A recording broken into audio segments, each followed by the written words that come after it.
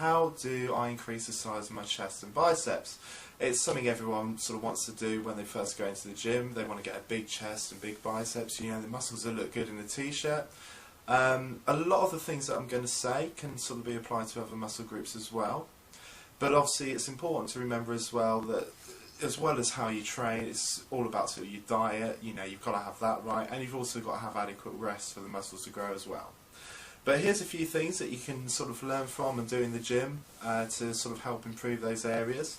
Now, the first thing I would say is focus on the compound moves. Now, these are the moves that are going to activate the greatest amount of muscle fibres. They're the moves where you're going to move the most weight, which also means that you're going to increase your sort of growth hormone levels and testosterone levels as well, and you're going to stimulate the whole body to grow.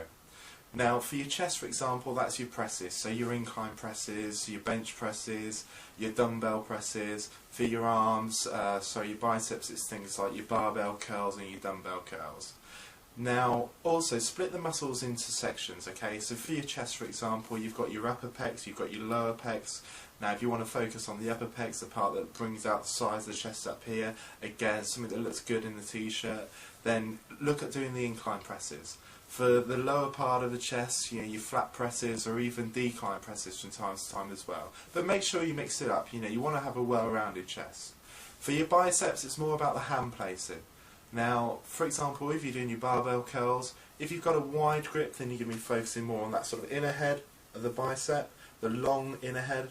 If you're going to sort of narrow the grip slightly, then you're going to be focusing more on that peak, the outer head of the bicep. But again, it's important to do it both and to have a well-rounded sort of bicep.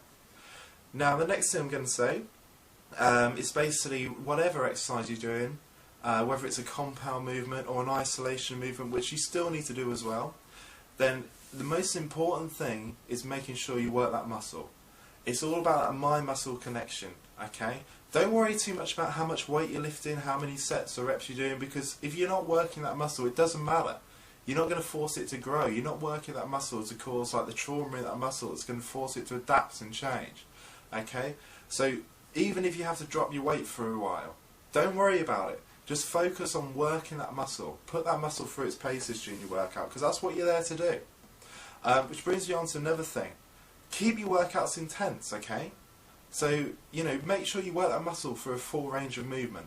And what are you in the gym to do? You're not there to talk or make friends. You know, if you want to do that, then go to the pub, do something else.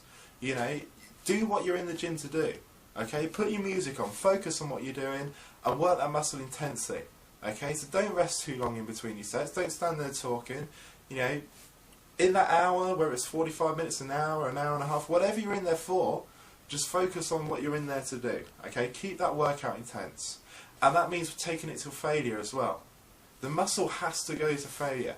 I mean, there's no point starting a set and thinking, I'm going to do 8 reps on this set. If after 8 reps you feel you can do another 3 more, then do it. Okay? Otherwise, if you don't work that muscle to failure, it's got no reason to adapt, it's got no reason to grow, okay? It's better to do 11 reps in a set if you work the muscle completely to failure than to do 8 if that's what you intended to do in the first place, okay? It's better to do 20 if that means it goes to failure than to do 8, okay? Just make sure you take it to failure. Now, another thing that I'm going to say is you've got to force that body to adapt, okay? I've just sort of mentioned that a few times anyway. But the thing is, the reason we grow is because our body's adapting to a stimulus that we give it. Now, if you give that muscle the same stimulus every single workout from week to week, it's not going to need to adapt. There's no need for it to grow, which means you're going to look the same, okay? So you're wasting your time. So you need to increase your weight from time to time. If you can go into the gym and every workout increase your weight by 10 pounds, then great, do it. I mean, you won't be able to do that forever, but if you can, do it. But even if you increase it by 1 or 2 pounds per workout, that's fine. You're making a change. You've given it a new stimulus, which means that you're going to force the body to adapt and grow.